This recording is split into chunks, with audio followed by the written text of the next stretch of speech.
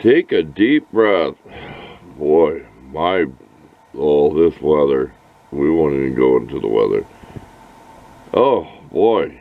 Talk about being dehydrated, and coffee doesn't help either. You should have water.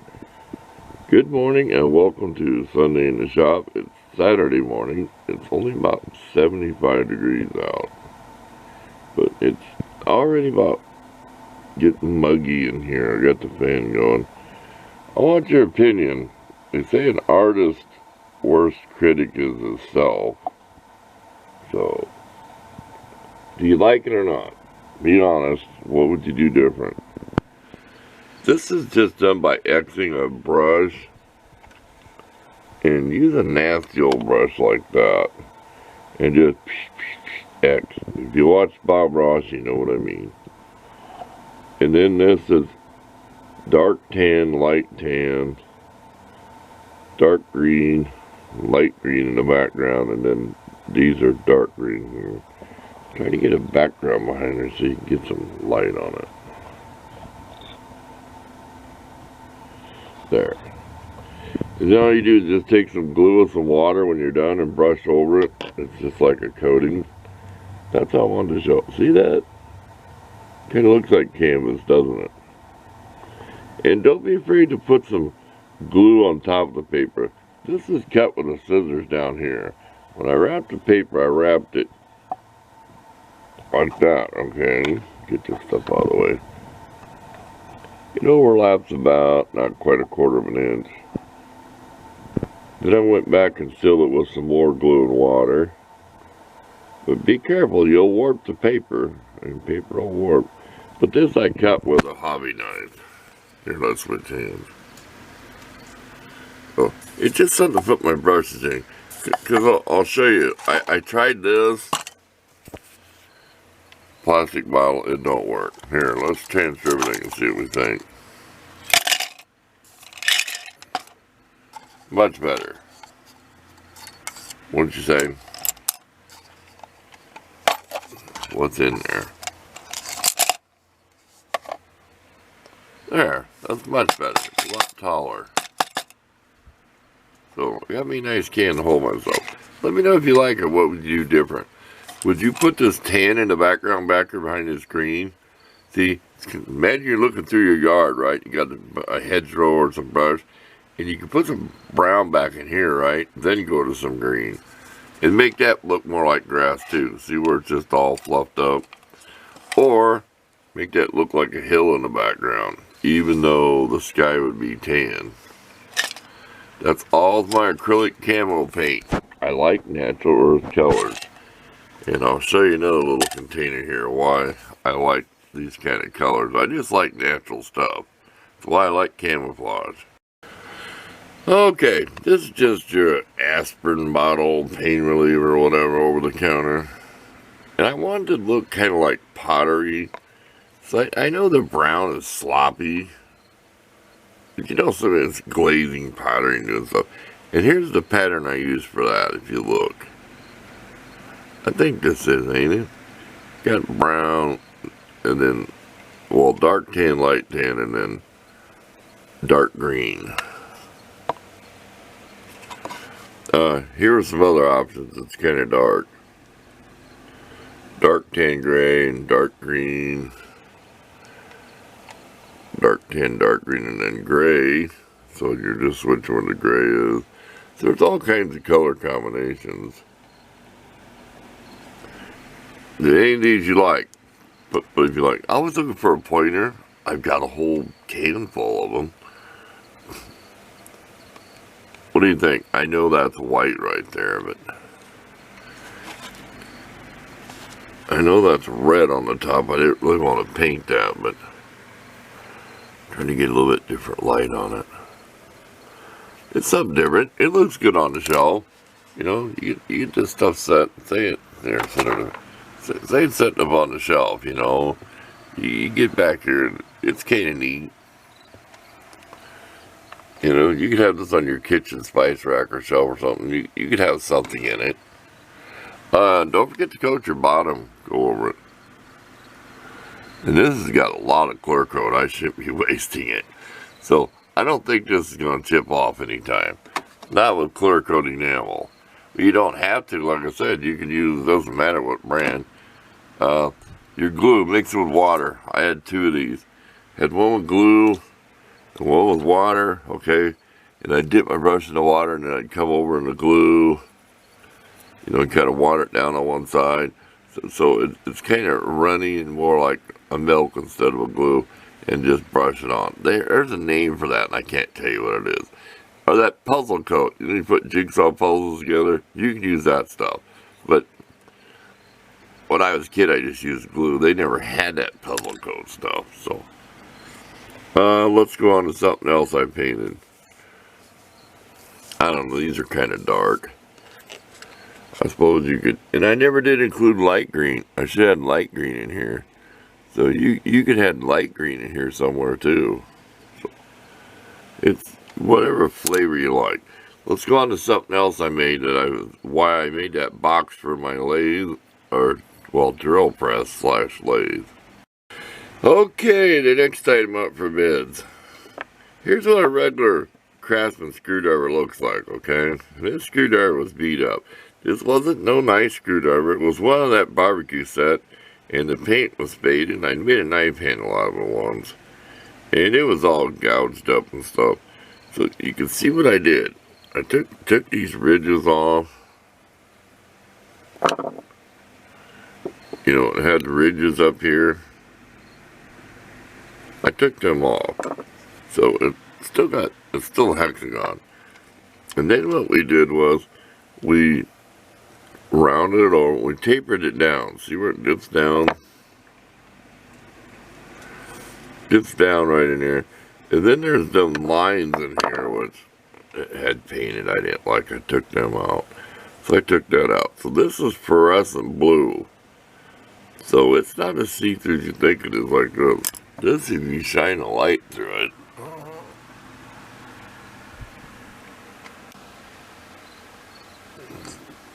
I think you see what I mean. Don't have to blind you. Ain't that a cute little thing? Anyway. Yeah, it's pretty wild, huh? That's blue with green over it. When I put the blue on, it was just too dark. So I coated it with more green. And I bet there's 8 coats of green on here. If you get that fluorescent tester's paint, and I showed it, it takes forever to coat something even when it's white. I mean, it took coat after coat after coat to get this on here. And of course, it's clear coated, but had a big old hole in it. So I kind of cleaned it out a little bit, because I had that knife handle I made the wood handle for. It was actually on a hunting knife, but something different.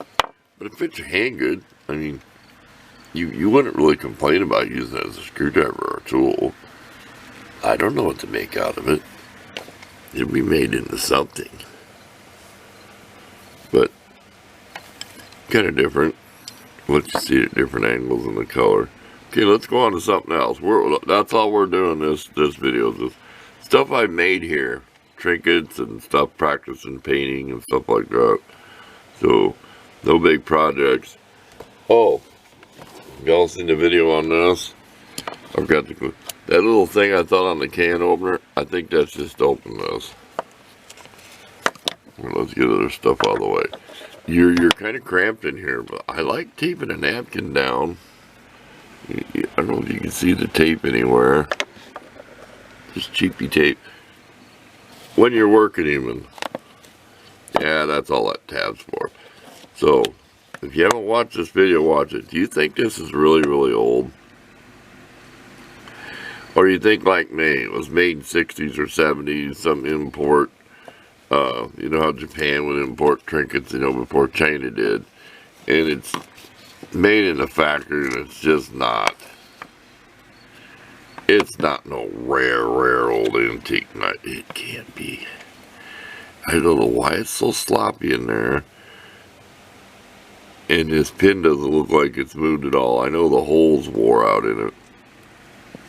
But see what you think of that. We'll pause. I'm going to pause here. I'll be right back with the rest of it. I'm going to pause here and take a break and see what else we can use for show and tell.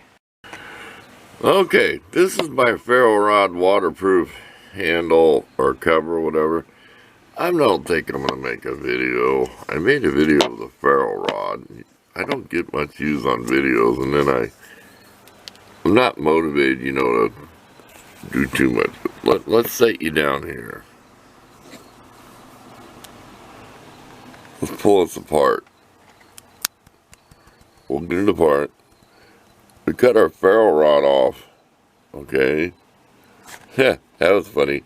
If you're going to cut one of these off with a hacksaw, do it outside. Add a little pin in there to catch the filings and they still caught on fire. Okay? And I've got pictures somewhere of this striker in here. But all this is, I'll try to find the pictures. That's just paper I rolled around the... Here, get up here. That's just paper. I did stop and clean my fingernails. Work yesterday, wash up, you know, and then you don't do your fingernails. See how that was paper wrapped around and then cut? Then I put one more piece of paper around the ferrule rod because it wasn't tight. And that gives you a barrier between the striker.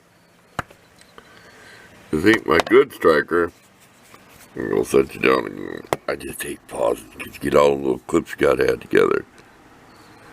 Here, watch me falls out. See that? So see the paper? And I just painted it. It might help waterproof the paper if you get a little water in there. So it's just some paint slopped in there. But this striker will work. It's hard to use.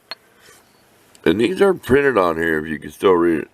These are 6 inches long, a 1/16 of an inch thick, 1/2 inch wide, and all they are is a parting blade for your mini lathe. Harbor Freight used to sell little boxes of little bits. And if you watch my channel, you'll see where I made my own bits for my little nano lathe. And this is hard steel. And this is one of the most popular strikers there is. People have used hacksaw blades in their knife. And I mean, this is the best stuff. And you can just take a square one. You can take a little 8-inch one. You can use anything. Well, this is shorter now, so I got to practice using it. You can see how worn down it is.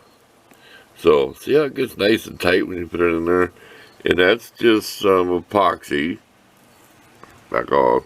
Mashed down to dry. To hold that in there. And it had paper and tape wrapped around it too. You can kind of look through it and you kind of see some black tape in there. Holding the paper. But, that's a pretty nice little kit. You know, with the tape, it's going to stay pretty waterproof. Well, you can still use a ferrule rod if it gets wet. You have to dry it off, but you'd rather have it nice and dry. It could be live or death. You're trying to start a fire, and you're filling the pond or the water or the creek or something, but there's that. Look at my knife again. It looks like a kid hand-painted a model car. It does. But still. I like it better than what it was before. Got rid of the pocket clip. And in there I showed how I stripped that screw. And had to grab these with the vice grips. Like say this side goes on last, right? Tighten your screws over here and tighten them on them silver pieces right there. So nothing spins when you put these in. And then like I said, there's that pin up here that just goes in the holes. And I modified this because it hurt my fingers. Ground that off. If you look in the pictures before, you'll see these were a lot sharper and pointier. See how I rounded them off to like just little bumps now? That stuff hurts your hand. You start using something like this and you're gouging your hand up. I mean, it's digging back here, the pocket clip right in the palm of your hand.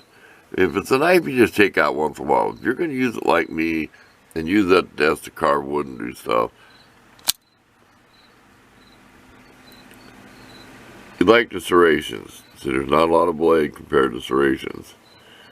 If you look at my other knives, they don't have as many serrations, but this took a long time with my diamond rods because I want to explain that again.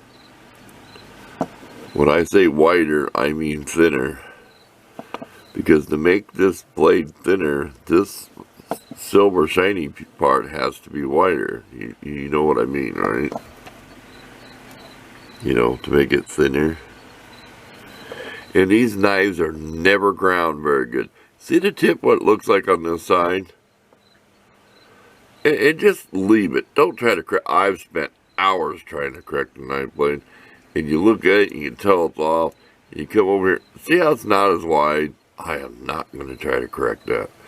But I've got hours of sitting watching TV or whatever in my little lamp and honing it with my diamond rod. And I should bring one out instead of explaining, but you've all seen them.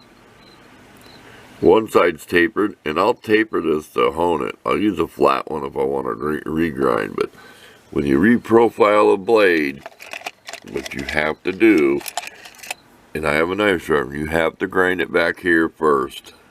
Just like when I showed you I do my axes, you have to grind this down first. Do not touch this edge.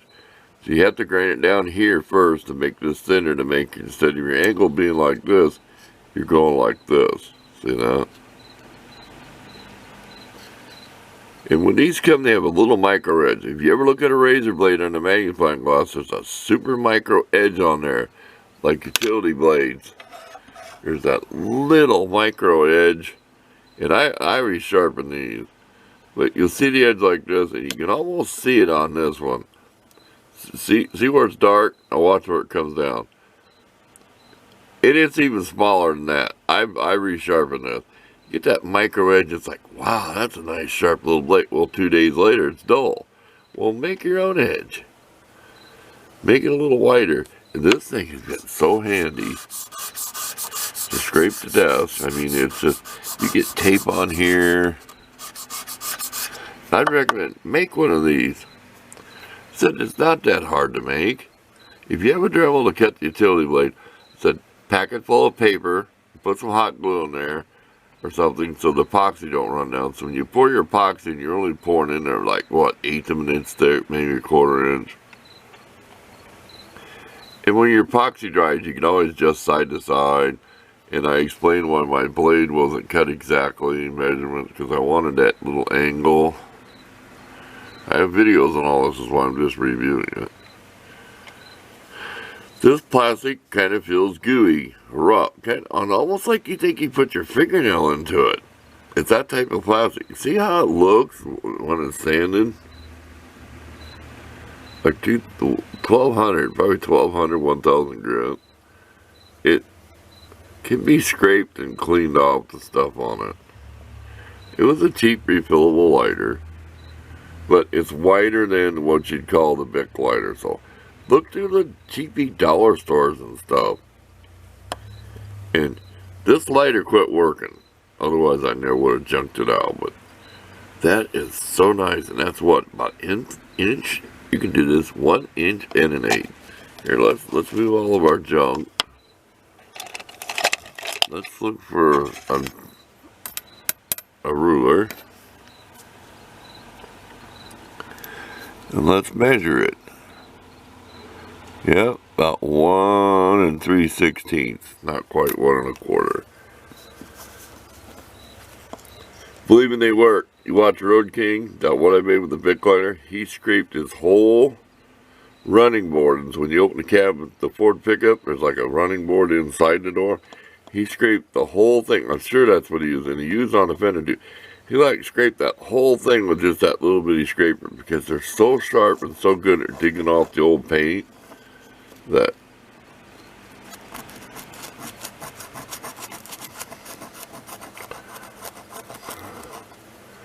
you see that? See what I'm doing? You cut paper with it, you can do more than just a scraper.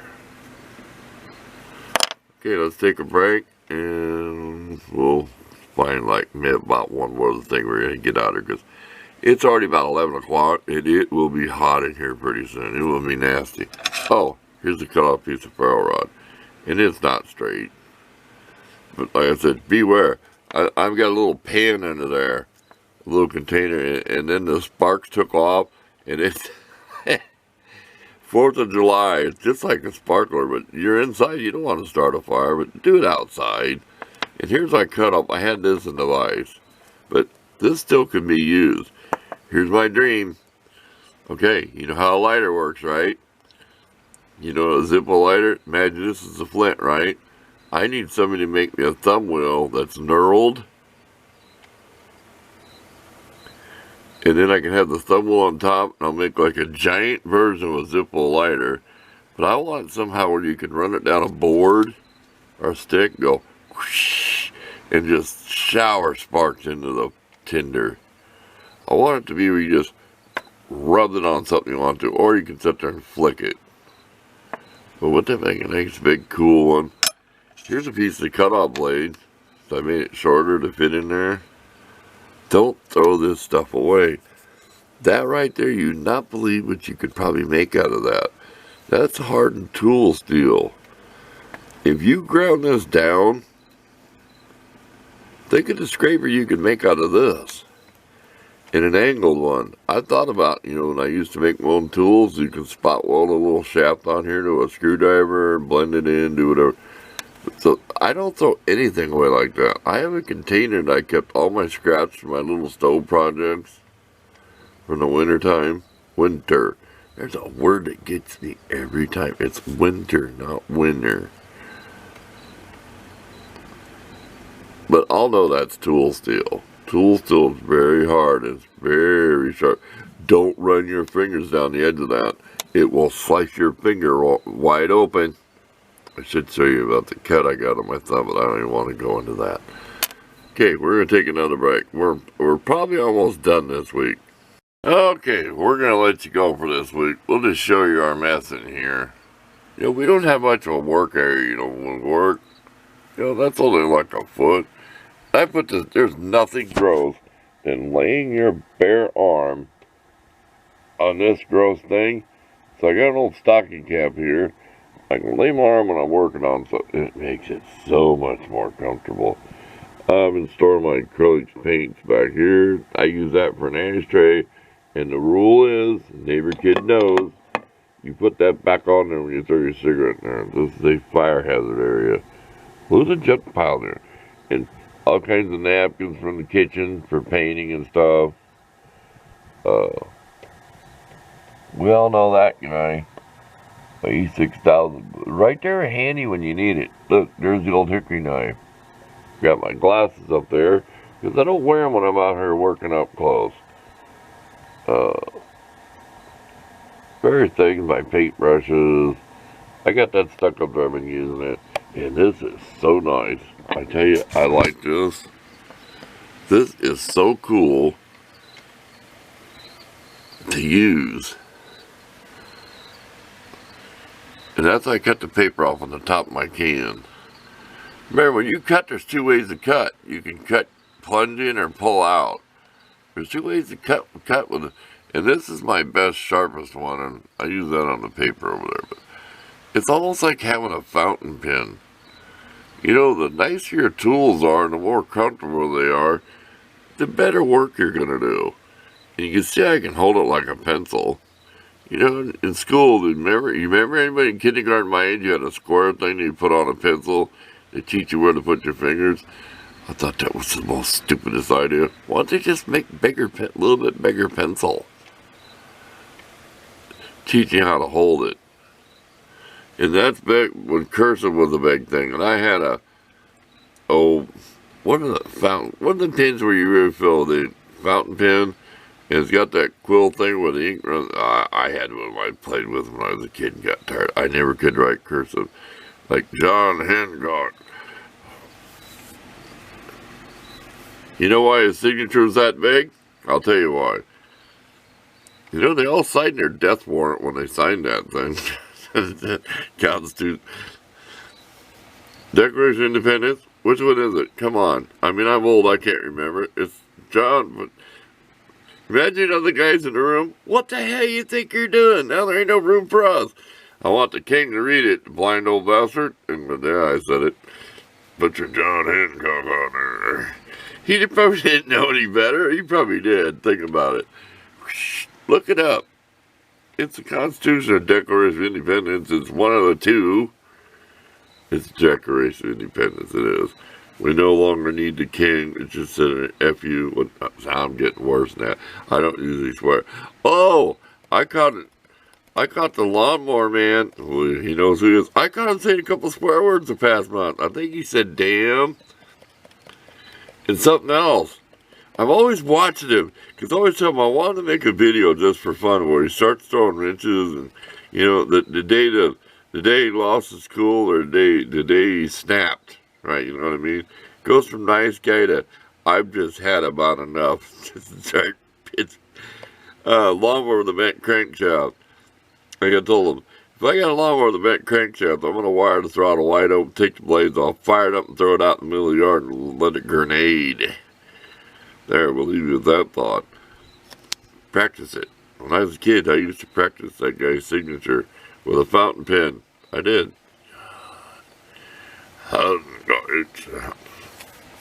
Would I take a full sheet of paper? There you go. We're starting to ramble. But, of course, y'all know that's where it unscrews to tighten that ferrule in there. Not much difference in a ferrule with a Dremel tool. I get weird things flashing up here like a little square it's trying to focus. I leave all that in my camera. I even got the grid, you know, where your lines go across. Leave all that in your camera. See, I can take my grids and line it up like this. I leave all that in there. It's got that little squares that come up once in a while. So that's not the number, that's just the type of blade. It's a number 20. You go to hobby, I need a number 20 blade. If the guy don't know what you want, you ain't gonna find a hobby store like that. You got the big box, whatever. And those people don't know their job. Anyway, before we start ranting about that, we're out of here. Y'all have a good week. We'll see you next time.